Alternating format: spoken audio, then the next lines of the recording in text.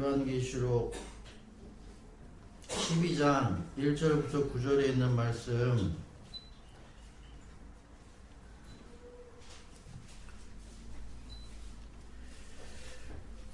요한계시록 12장 1절부터 9절에 있는 말씀을 오늘 정리를 하겠습니다. 오늘 정리를 할 테니까 여러분들이 한번 잘 정리를 하시기를 바라고 12장 1절부터 9절 이 안에 담겨져 있는 그 단어들을 여러분들이 이해를 하셔야 됩니다.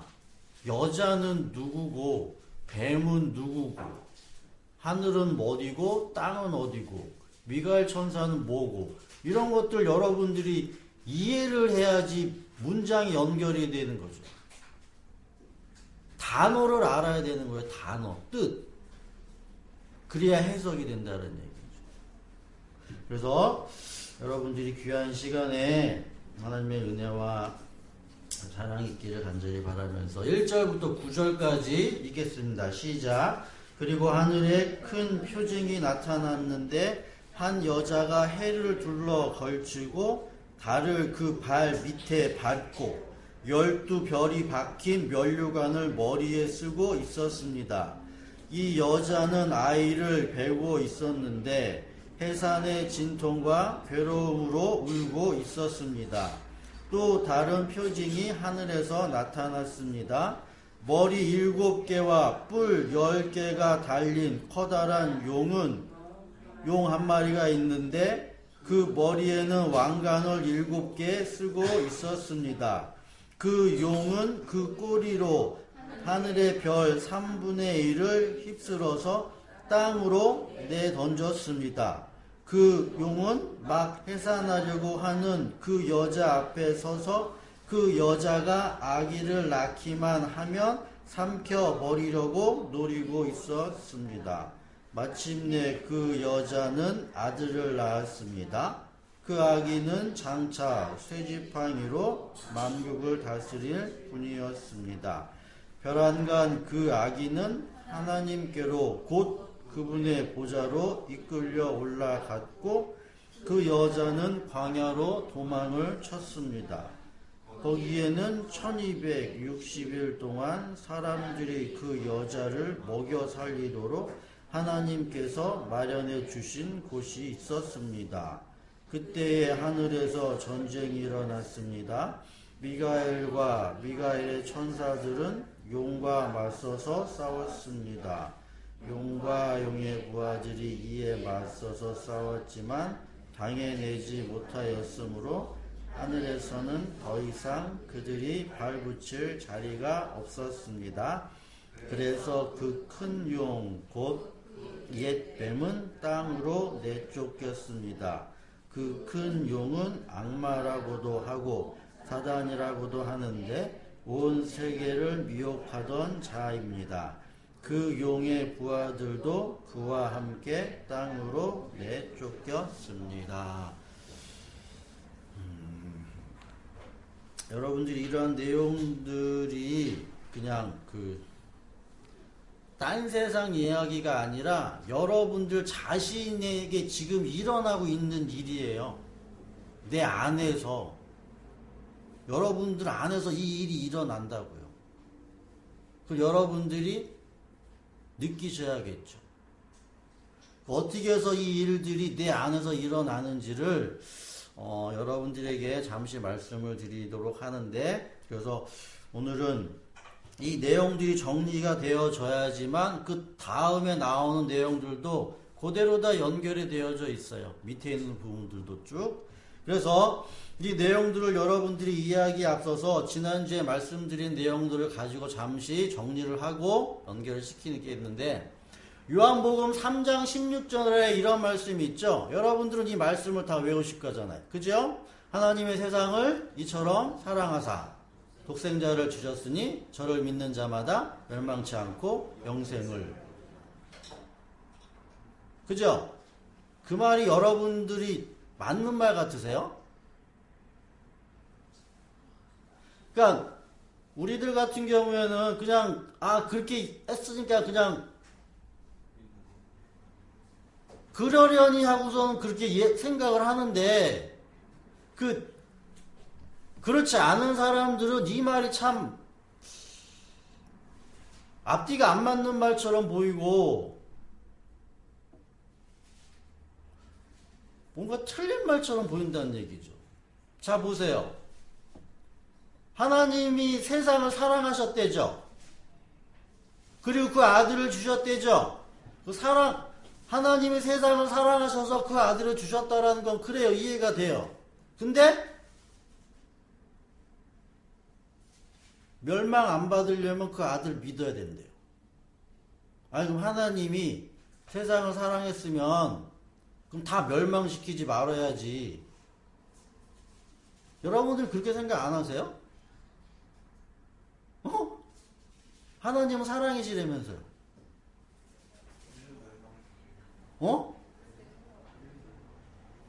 근데 왜 꼭 예수를 믿어야지만 그 단서를 두냐고요. 그럼 사랑이란 우리가 보편적인 개념은 무엇이든지 용납해주고 용서해주고 이해해주고 그런 의미로 받아들이는 거지. 하나님은 사랑이시라면서 어떠한 사람은 멸망시키고 어떠한 사람은 구원시킨다는 이야기가 이해가 안 된다는 얘기예요. 이해가 안 돼요. 그래서 제가 지난주에 이 세상이라는 그런 의미가 이 모든 사람들이 살고 있는 그런 우주적인 그런 세상이 아님을 여러분들에게 설명을 해드렸어요. 성경에서 이야기하고 있는 이 세상이라는 개념은 질서로 세워지는 장소적 개념이에요. 질서로 세워져야 되는 거예요. 창세기 1장에서 보게 되어지면 땅이 혼돈하고 공허하죠. 혼돈이라는 것과 공허라는 것, 질서 없음의 그러한 세상, 그러한 세상이 아니라 하나님께서 말씀하시는 이 세상은 질서로 세워져서 질서가 자리 잡는 세상이라는 얘기죠. 지금 현재 이 세상, 여러분들이 눈에 보여지고 살고 있는 이 세상은 질서가 없어요. 질서 있는 것 같지만 질서가 없단 말이죠. 그러나 하나님께서 말씀하시는 세상이라는 그건 질서가 세워지는 그 곳, 다른 말로 이야기하면 하나님의 나라예요. 하나님의 나라. 이것이 세상이라는 얘기죠. 그럼 하나님은 분명히 하나님의 나라인 질서가 있는 그 세상을 사랑하시겠죠? 그리고 그 세상이 질서 잡히기 위해서는 반드시 누가 있어야 된다는 얘기죠? 예수 그리스도가 있어야지만 그 세상이 질서가 세워진 나라, 그 나라가 평화와 행복이 넘치는 그 나라, 질서가 있어야지만 그 나라가 어떤 나라가 되는 거예요? 아름다운 나라가 된다는 얘기죠. 그렇기 때문에 하나님의 세상을 사랑하시는 것과 예수를 믿어야 되는 것은 같은 말이에요. 그래서 다른 말이 아니라 질서가 잡혀져 있는 나라, 정의와 공의로 세워지는 나라, 그거를 세상이라고 이야기를 한다라는 거죠. 그래서 여러분들 세상이라는 걸 이해를 하실 때 그냥 일반적으로 우리들이 눈에 보여지는 이러한 세상도 있기는 있겠지만 성경에서 이야기하고 있는 그 세상은 이 세상이 아니라 눈에 보여지지 않는 세상일 수도 있어요. 영적인 그러한 세상. 그러면 이제 그거를 눈에 보여지는 세상으로 설명을 하기 위해서는 이 세상을 세 부분으로 나눈다라고 말씀을 드렸어요. 그러니까 두 부분으로, 처음에는 두 부분으로 크게 나누면은 바벨론이라는 그런 나라와 이스라엘이라는 이 두 나라로 먼저 나눌 수가 있어요. 바벨론이라는 나라와 이스라엘이라는 이 두 나라로 나눌 수가 있고, 그리고 또 이스라엘을 또 나눠요. 이스라엘이라는 나라 속에서도 좋은 이스라엘, 나쁜 이스라엘 이렇게 나눌 수가 있다는 얘기죠. 그래서 마태복음 13장 47절부터 50절에 있는 말씀을 보면 예수님이 천국 비유를 말씀하시면서 어떠한 표현을 쓰냐라고 하면 마태복음 13장 47절부터 50절, 또 천국은 마치 바다에 치고 각종 물고기를 모는 그물과 같은데, 그 그물이 가득하고 또 그 그물을 물가로 끌어내어서 앉아서 좋은 것은 그릇에 담고 못된 것은 내버린다라고 하죠. 자, 그럼 보세요. 여기서 이야기하고 있는 그 천국 비유는 그물을 가지고 일단 바다에서 고기를 뭐예요? 잡아서 땅 위로 얹어요. 바다에서 땅으로 얹은다고요. 그리고 땅으로 얹은 다음에 그걸로 끝이 아니라 그 땅에 위에다가 물고기들을 얹어다 놓고 그 물고기들 중에서 좋은 물고기, 나쁜 물고기를 나눠요. 이게 천국이에요. 세상 끝에도 이러하리니 천사들이 와서 보세요. 의인 중에서 악인을 갈라낸대요. 그럼 이 말이 무슨 말이에요? 의인 중에서 또 악인을 어떻게 갈라내냐라는 거죠. 그리고 그 악인은 풀무불에 던진대죠. 그러니까 단계가 있어요. 그래서 세상이라는 것, 그러니까 쉽게 여러분들과 설명을 하면 하나님의 하자도 모르는, 교회의 교자도 모르는, 교회라는 것이 어떤 곳인지도 모르는 그 세상에 있는 사람들을 바벨론이라는 나라로 설명을 하면 일단 거기서 그물이라는 것, 하나님의 말씀을 통해서 일단 이렇게 모아요. 교회라는 곳을 모은단 말이에요. 이렇게 교회라는 곳에 모아서 하나님의 말씀을 막 설명을 하는 가운데 진짜 뭐 하는 거예요? 이 교회 안에 들어온 사람들 중에도 갈린다는 얘기. 나눠진다고. 그러니까 교회 오면 무조건 구원받는 건 아니란 얘기예요. 단계가 있어요. 바다에서 땅으로, 땅에서 거룩한 땅으로까지 들어가야 돼요. 이걸 애굽, 광야, 가나안 이렇게 가야 한다는 거죠. 그래서 이 가나안이라는 이 땅을 성경에서는 세상이라고 이야기해요. 세상. 궁극적으로 하나님의 백성 자녀가 있어야 하는 그 땅을 세상이라고 이야기를 한다는 얘기죠. 그 세상을 사랑하시는 거예요. 그 세상을. 그래서 여러분들이 이 세상이라는 의미를 잘 이해를 하셔야 되고, 성경에서는 이런 이야기들이 많이 나오기 때문에 그렇다라는 것이죠. 이런 이해가 있어야지만 로마서 5장 12절부터 있는 내용들도 여러분들이 이해를 하실 수가 있는데, 로마서 5장 12절에 있는 말씀을 보게 되어지면 무슨 말이 있냐면, 한 사람으로 말미암아 죄가 세상에 들어왔대죠? 또 세상 나오잖아요. 이 세상. 그럼 이 세상이 어떤 세상이다? 에덴 동산, 거룩한 땅, 이스라엘이라는 그러한 어떤 한정적인 그러한 것. 그러니까 한 사람이 죄를 지어가지고 이 온 세상 모든 사람들이 다 죽었다라는 그런 말이 아니라는 얘기죠. 여기서 이야기하고 있는 그 의미가, 자, 한 사람으로 말미암아 죄가 세상에 들어오고 죄로 말미암아 사망이 들어왔대죠. 이걸 또 여러분들이 이해를 하셔야죠. 그러니까 대부분 일반적으로는 첫 아담이 죄를 지어가지고 그 아담의 유전을 통해가지고 우리 같은 모든 사람들이 다 죽었다, 이렇게 이해를 한다는 얘기죠. 그게 아니고, 여기서 한 사람으로 말미암아 죄가 세상에 들어왔다라고 하는 이 죄는 어떤 의미를 가지고 있냐면, 율법이라는 것이 우리들에게 좋은 일이지만 그 율법이 사람들을 이렇게 가뒀다는 얘기예요. 그걸 죄라고 얘기해요. 죄. 다시 말하면 세상 사람들은 어떠한 사람들이다?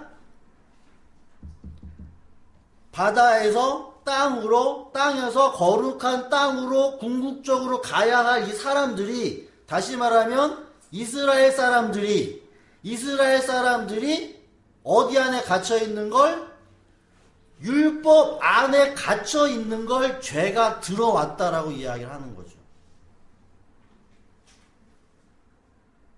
그럼 여기서 문제가 생기죠.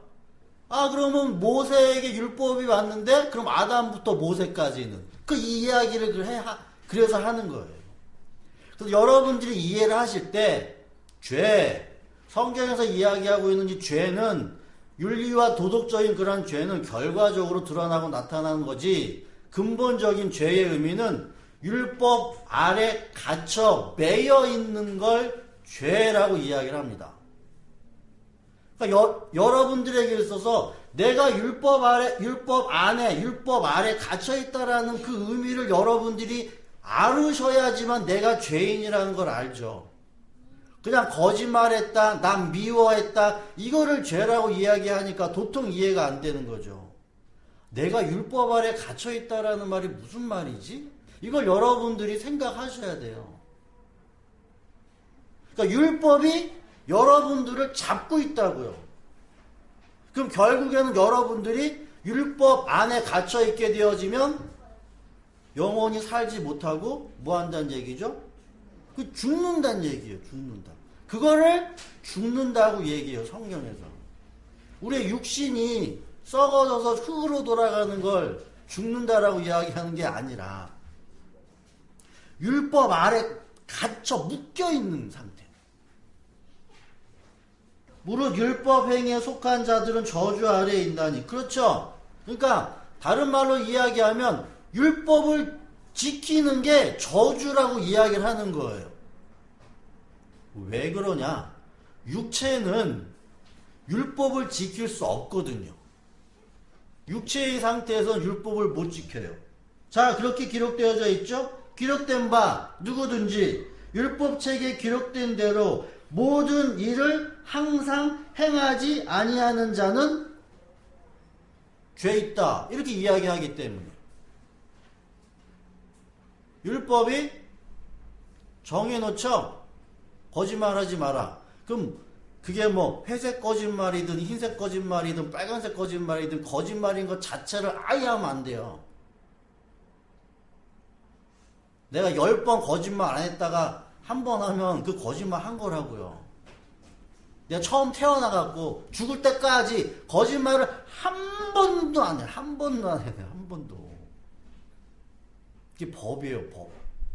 그래야지만 산다. 근데 육체를 가지고 그럴 수 있냐라는 거죠. 육체가 다른 말로 이야기하면 뭐다? 그 기준이 나한테 있는데. 그래서 한 사람으로 말미암아 죄가 세상에 들어왔다라고 하는 건 모든 사람들, 다시 말하면 하나님의 백성, 하나님의 자녀, 이스라엘이 율법 아래 갇혀 있다라는 거죠. 그래서 율법 아래 갇혀 있었는데 다른 누구야? 또 한 사람이 이 율법 아래 갇혀 있는 자들을 다 뭐 한다는 얘기예요? 구원시킨다는 얘기죠. 이 이야기가 있다는 얘기죠.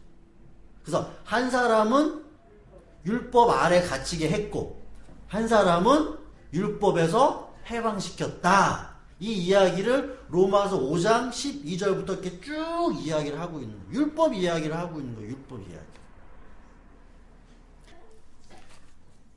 5장 15절부터 17절까지만 우리 다 같이 읽을게요. 로마서 5장 15절부터 17절까지 시작. 그러나 하나님께서 은혜를 베푸실 때에 생긴 일은 아담 한 사람이 범죄했을 때 생긴 일과 같지 않습니다. 한 사람의 범죄로 많은 사람이 죽었으나 하나님의 은혜와 예수 그리스도 한 사람의 은혜로 말미암는 선물은 많은 사람에게 더욱더 넘쳐나게 되었습니다. 또한 하나님께서 주시는 선물은 한 사람의 범죄의 결과와 같지 않습니다.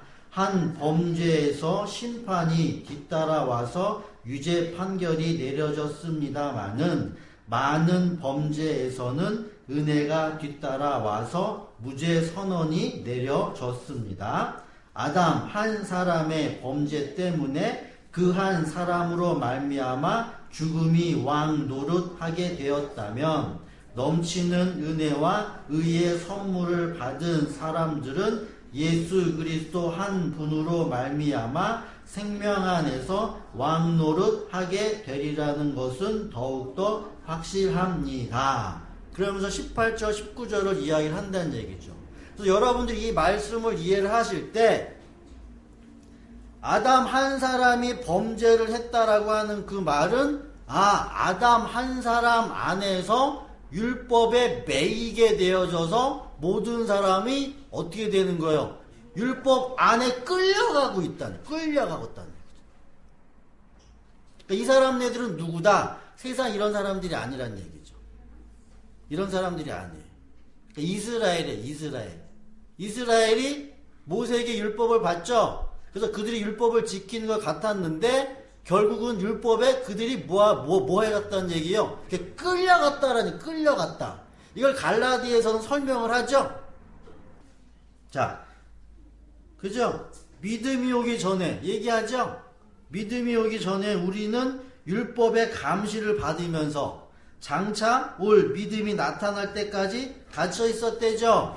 이 이야기가 한 사람으로 말미암아 죄가 세상에 들어왔다. 이 이야기라는 얘기죠. 그래서 모든 사람들을 뭐로 만들었다? 죄인 만들었다라는 얘기죠. 그래서 믿음이라는 것이 오기까지. 그럼 이 한 사람이 죄인 만든다라고 하는 그 말의 의미가 우리를 죽이기 위해서 만든다는 말이 아니라는 걸 여러분들 이해하셔야 되는 거예요. 우리를 살리기 위해서 죄인 만들었다는 얘기가 되는 거란 얘기예요. 그걸 여러분들에게 설명을 해드리는 건 지난주에 그래서 제가 남자 여자 얘기했죠? 여자 이 이야기를 다시 오늘 여러분들이 구체적으로 설명을 해드리면 자 그럼 보세요. 한 사람으로 말미암아 죄가 세상에 들어왔고 그 죄로 말미암아 사망이 들어왔죠?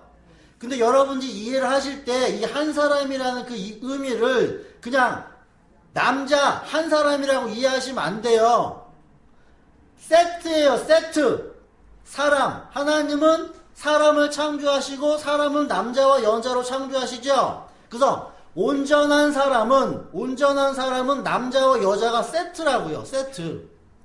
그래서 한 사람 속에 남자와 여자가 있고 또 한 사람 속에 남자와 여자가 있다는 얘기죠. 그 가운데 이 남자의 중심이 있어야 되는 거죠. 남자가 한 역할이 크죠. 자 그럼 창세기에서 첫 아담, 그러니까 한 사람이 죄를 지었는데, 첫 아담 한 사람이 죄를 지었는데, 그럼 남자가 죄를 졌어요? 여자가 죄를 졌어요?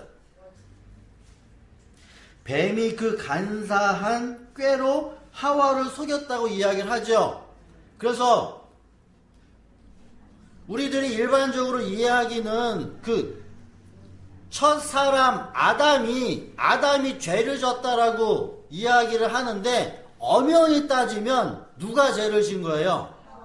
여자가 죄를 졌다는 얘기죠. 그 여자가 죄 지은 걸 남편도 같이 죄를 지은 게 되죠. 먹었기 때문에. 그래서 자 세상 여러분들이 이해를 하셔야 되고 그리고 죄가 무엇인지를 여러분들이 이해를 하시고 그 다음에 이제 남자와 여자를 이해를 하셔야 된다는 얘기예요. 그래서 오늘 본문에 내어지는 이 여자, 해를 입고 발로는 달을 밟고 머리에는 12별을 쓴 이 여자가 나오기 때문에 그러거든요. 그래서 여러분들이 여자를 이해를 하실 때 창세기 2장으로 먼저 가볼게요. 거기서 여자가 어떻게 태어나고 창조되었는지를 설명하고 있기 때문에 그런데 먼저 그 부분부터 가서 보게 되어지면 창세기 2장 오늘 정신이 없나? 왔다리 갔다리 하네. 자 보세요. 21절부터 이야기를 하죠. 창세기 2장 21절.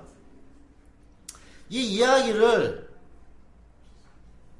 그냥 대체적으로 일반적으로 눈에 보이는 우리 하나님이란 그러한 창조주가 우리 남자와 여자를 만들 때 어떻게 만들었냐 요거를 설명하는 걸로 이걸 쓰거든요. 그러니까 하나님이 남자를 만들어 놓고 남자 잠자게 만든 다음에 여기서 갈비뼈 하나 이렇게 쭉 빼가지고서 이걸로 여자 만들었다. 이렇게 이해하잖아요.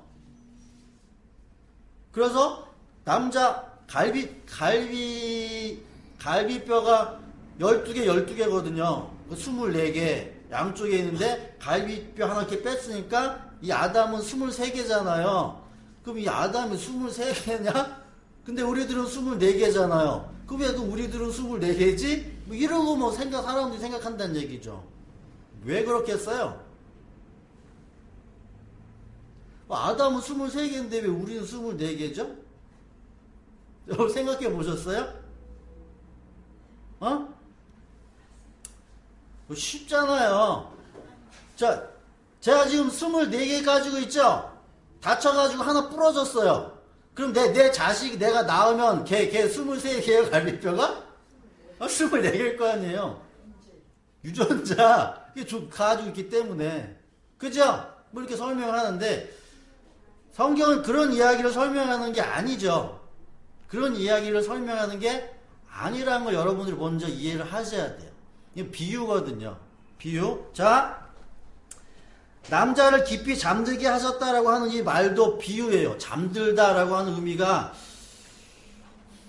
왜 잠들게 해 놓고 만드셨을까? 아브라함도 잤어요. 그러니까 잠을 잔다라고 하는 성경에서 잔다라고 하는 그 말의 의미가 제가 아직까지는 잘 명확하게는 모르겠어요. 근데 의미가 있다는 얘기예요. 그러니까 잔다. 자는 여러분들은 언제 자겠어요? 밤에 자죠? 그럼 낮에는 잠을 안 자죠? 이 세상이라는 건 그래서 밤에 활동해요. 이 세상은 어두울 때 밤에 낮에는 활동을 못한다는 얘기죠. 그런 의미가 있을 수가 있겠는데 그래서 아담을 재워요. 자 보세요. 아담을 재우고 아담에게서 갈비뼈 하나를 뽑죠. 자 그럼 보세요. 갈비뼈 하나를 뽑고 그 자리는 살로 메웠다. 있죠? 그럼 이 갈비뼈 하나 이렇게 쭉 뽑았으면 그냥 놔두면 될 텐데 그 자리를 살로 메워. 살로 메워요. 그리고 그 갈비뼈 뽑은 하나를 가지고 여자를 만들죠. 여자를 만들어요. 이 의미를 여러분들이 이해를 하실 때 에스겔서 11장 이렇게 여러분들 이해를 하시면 됩니다.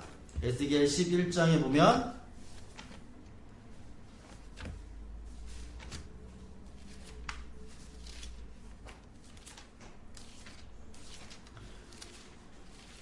저는 이렇게 생각을 하는 거예요.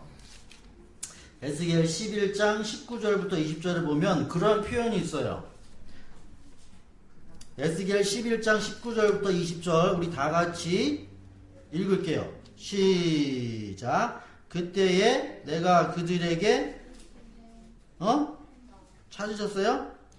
그때 내가 그들에게 일치된 마음을 주고 새로운 영을 그들 속에 넣어주겠다.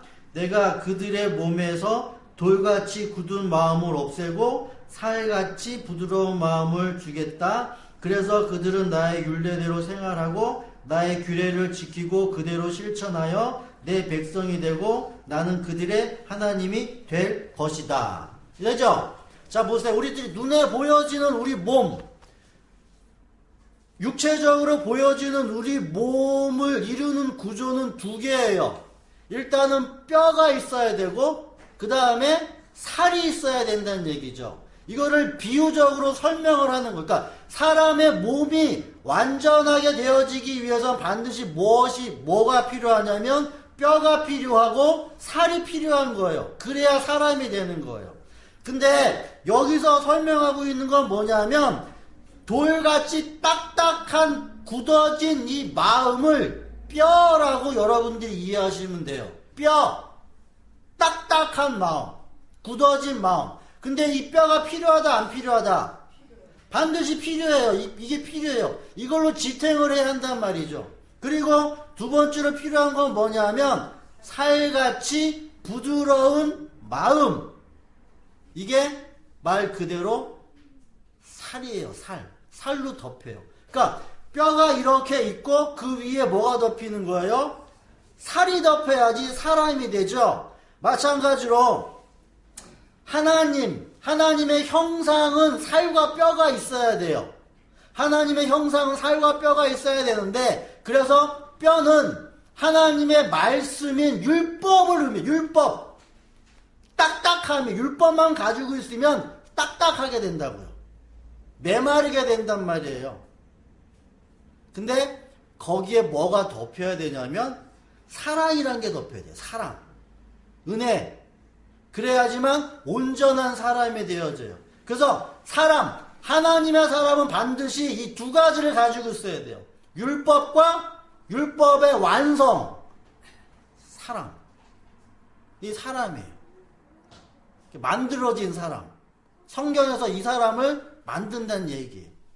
그래서 에스겔 37장 여러분들 보세요. 에스겔 37장 여러분들도 익히 잘 아시는 내용이죠. 에스겔에서 37장 보시게 되어지면 에스겔이 환상을 봐요. 환상을 보는데 골짜기 한가운데로 데리고 갔는데 거기에 뼈들이 가득해요. 그럼 여기서 에스겔이 본 게 그냥 마른 뼈들 이걸 본 게 아니란 얘기예요. 지금 에스겔은 지금 하나님의 영을 통해서 누구를 보여주고 있냐면 이스라엘 백성들을 이렇게 보여주고 있는 거예요. 이스라엘 백성들인데 영으로 그들을 보게 되어지면 그들이 다 뭐만 있냐면 뼈만 가지고 있어요. 뼈만. 메마른 뼈. 거기 이야기를 하죠. 이들이 지금 뼈다. 그죠? 이들이 살겠니? 하나님이 묻죠? 하나님이 아십니다. 뼈 가지고는 못 살아요. 살지 못해요. 그래서 대화나라고 이야기를 하죠. 거기에 무엇이? 영. 생기가 들어가라라고 얘기한단 말이죠. 그래서 맨 마지막에는 뼈에 살이 붙어가지고서는 그들이 군대가 된다고 하죠. 이것이 에스겔서 37장 1절부터 14절에 있는 내용이에요. 8절 내가 바라보고 있더니 그 뼈들 위에 힘줄이 뻗치고 살이 오르고 살 위에 살갗이 덮였다. 그러나 그들 속에 아직까지 생기가 없었고 사람아 너는 생기에게 대언하여라. 생기에게 대언하여 이렇게 일러라. 나 주 하나님이 너에게 말한다. 너 생기야 사방으로부터 불어와서 이 살해당한 사람들에게 불어서 그들이 살아나게 하라라고 얘기를 하죠. 11절 사람아 이 뼈들이 바로 이스라엘 온 족속이다. 그들이 말하기를 우리의 뼈가 말랐고 우리의 희망도 사라졌으니 우리는 망했다 한다. 그죠? 그래서 뼈가 가지고 있는 그 의미, 오늘 여러분들이 교동문 시편 32편 여러분들이 읽을 때 다윗이 지금 뭐라고 이야기를 해요? 즉 뼈가 쇠잔하다라고 이야기를 하죠. 그래서 계속 하나님의 말씀이 뭐 하는 거예요? 이 뼈를 계속 누르는 거죠. 눌러요. 그걸 죄인이라고 표현하는 거예요. 고통. 율법을 통해서 내가 죄인임이 고백하게 되어진 그런 표현을 뼈를 가지고 이렇게 누르는 거예요. 뼈. 그래서 자 여러분들이 보세요. 아담에게는 무엇이 있어요? 살과 뼈가 있죠? 살과 뼈가 있다는 얘기죠. 근데 여자를 만들 때는 그 아담 안에 있는 무엇을 먼저? 뼈를 가지고 만들었다라고 이야기하죠? 그럼 그 뒤에 살 붙였다라는 이런 언급은 없잖아요. 그죠? 그래서 여자는 우선적으로 뼈로 만들어진 여자예요. 그래서 이렇게 기둥. 그래서 성막을 지을 때 다 기둥으로 이렇게 하나씩 다 둘러쳐가지고 만들죠? 그죠? 뼈대 만들고 그 다음에 뭐예요? 그 위에 덮잖아요, 이렇게. 덮는다는 얘기예요. 이렇게. 그래서 여자는 뼈로 만들어져 가지고 그 위에 무엇이 덮여야 되는 존재예요? 이게 살이 덮여져야 하는 존재예요. 그래야 온전한 사람이 되는 거란 말이에요. 온전한 사람. 그래서 아담이 이야기하죠. 니는 뼈 중에 뼈이고 살 중에 살이 되어야 하는 그런 존재예요. 그래서 남자도 뼈와 살이 있고 여자도 뼈와 살이 있고, 누가복음 24장에 보면 예수님이 부활하신 다음에 뭐라고 이야기하냐면 나는 손과 발이 있다. 영은 살과 뼈가 없는데 나는 있다. 이 말을 근거로 해서 예수님이 육체의 부활, 다시 말하면 이런 눈에 보이는 육체의 부활을 그러니까 주장을 하는데 그것도 아니에요. 하나님은 영이세요. 하나님은 영이기 때문에 살과 뼈 이런 거 없어요. 근데 하나님의 형상인 사람은 살과 뼈가 있어요. 우리들도 뭐가 있어야 된다고요? 살과 뼈가 있어야 돼요. 우리들도. 그래야지 온전한 사람이라는 얘기죠. 여러분들 지금 살과 뼈 있잖아요. 그죠? 사람이라고 하죠. 그럼 여러분들 이 상태에서 살 없으면 여러분들 뭐가 되는 거예요? 죽은 송장이 돼요. 죽은 송장. 막 똑같아요. 죽은 송장이에요. 그래서 이 여자는 무엇을 의미를 하고 있는 거예요? 율법을 의미를 하는 거예요. 율법. 어느 정도 이해하시겠죠? 자, 그래서 오늘 본문에 있는 말씀을 쭉 요한계시록 12장을 여러분들이 이제 보시게 되어지면 이제 어느 정도 설명이 되시는데, 요한계시록 12장. 자, 해와 달과 별 모든 거를 다 가지고 있는 이 여자가 있죠. 그죠? 이 여자, 분명히 이 여자는 아이를 낳은 여자가 되어지잖아요. 만국을 철장으로 다스릴 그 남자 아이를 낳을 여자. 그죠? 그래서 대부분은 교회라고 해석을 합니다. 교회. 왜냐하면 예수 그리스도가 교회를 낳는데, 근데 예수가 교회를 낳은 거지 교회가 먼저 예수를 낳지는 않았잖아요. 근데 그렇기 때문에 이 여자는 분명히 해와 달과 별의 영광을 받아야 할 여자들이에요. 여자. 다시 말하면 맨 마지막으로는 교회가 맞겠죠. 근데 지금은 교회가 아니에요. 이거는 율법이에요. 율법. 아직까지. 근데 장차 뭐 하는 거예요? 해, 달, 별의 모든 영광을 가지게 될 여자예요. 근데 지금 이 여자가 아이를 낳죠? 이 아이가, 그럼 율법이 아이를 낳는 거예요. 율법이 누굴 낳았다고요? 아이는 누구예요? 예수죠? 그러니까 율법이 예수를 낳았어요. 이 말이 무슨 말일까요? 율법이 예수를 낳았다.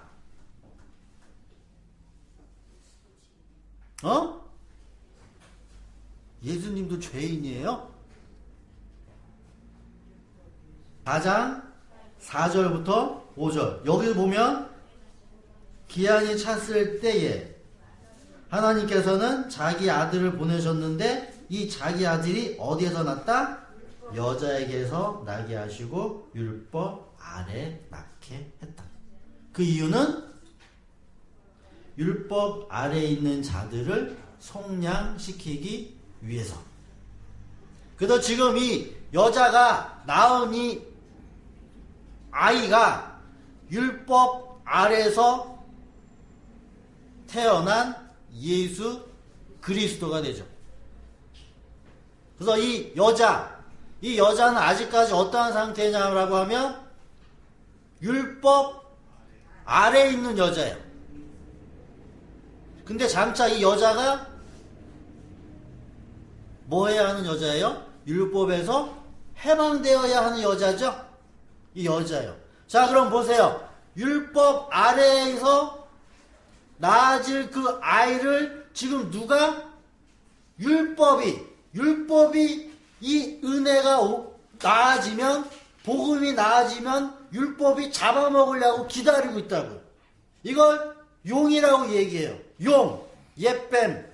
율법이니까 율법 아래에서 복음이 나와야 하는데 이 복음이 나아지면 율법이 뭐예요? 망하죠? 얘가 망하니까 이 복음을 뭐 하려고 하는 거예요? 잡아먹으려고 지금 기다리고 있는다는 얘기죠. 근데 율법 아래에서 남자아이가 나왔어요.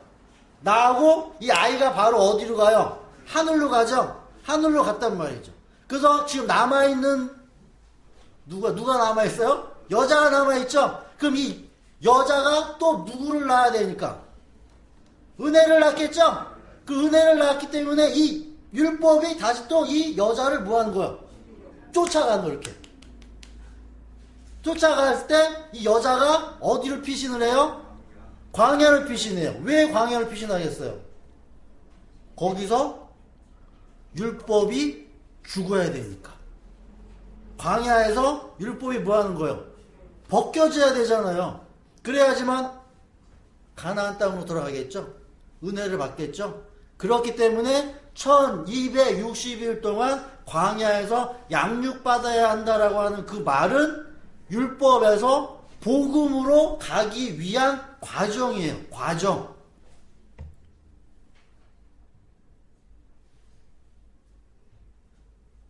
근데 거기서 또 뭐가 일어나요?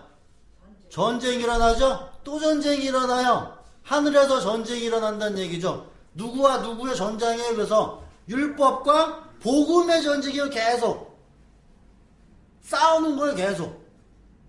율법은 계속 뭘 잡아먹으려고? 복음이라는 걸 계속 잡아먹으려고 하고, 복음은 계속 율법을 통해서 도망가려고 하고, 피해야 된단 말이에요. 피해야 돼요. 피해야 돼요. 그렇기 때문에 그만큼 율법이 무서워요.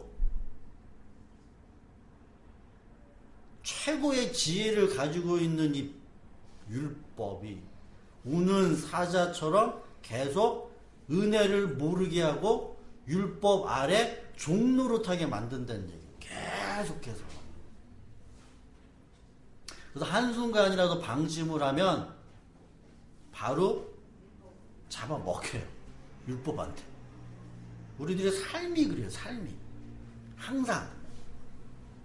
내가 복음을 안다라고 하지만 잠깐 정신 팔면 그냥 율법한테 먹힙니다. 근데 결국 이 율법이 전쟁을 통해서 복음을 이기지 못하죠. 은혜를 이기지 못해서 어디로 내어 쫓긴다고 얘기해요? 땅으로 내어 쫓겨요. 땅. 그럼 땅에는 누가 살고 있게요?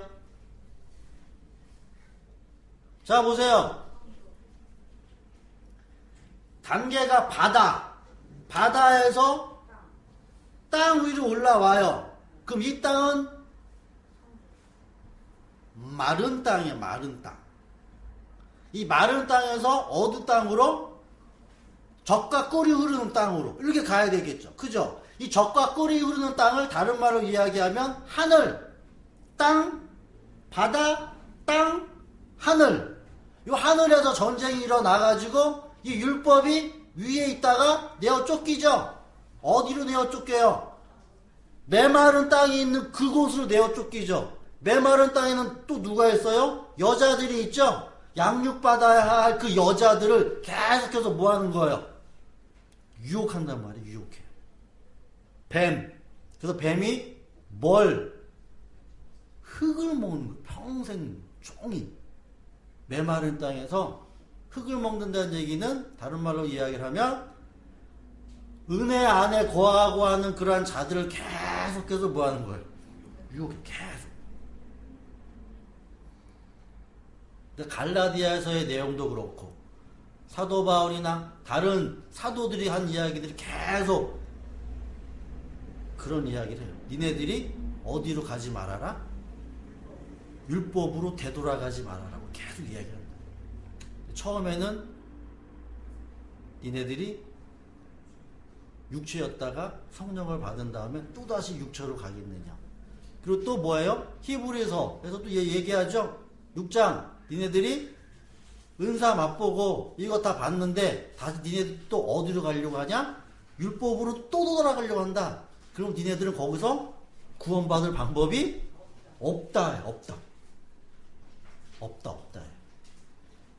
그러니까 항상 우리들은 나 자신을 잘 봐야 되죠. 그리고 믿어야겠죠. 누구를 믿어야 돼요? 예수 그리스도를 믿어야죠.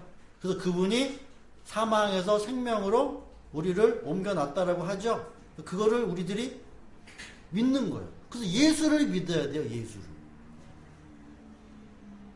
예수 안에만 자유가 있기 때문에 그 안에만. 그래서 요한계시록 12장 1절부터 9절에 있는 내용을 쭉 여러분들이 이해하시면서 거기도 여자. 자, 그럼 보세요. 잠깐만. 그 밑에 있는 내용들도 위에 있는 내용들을 그대로 또다시 설명하고 있어요.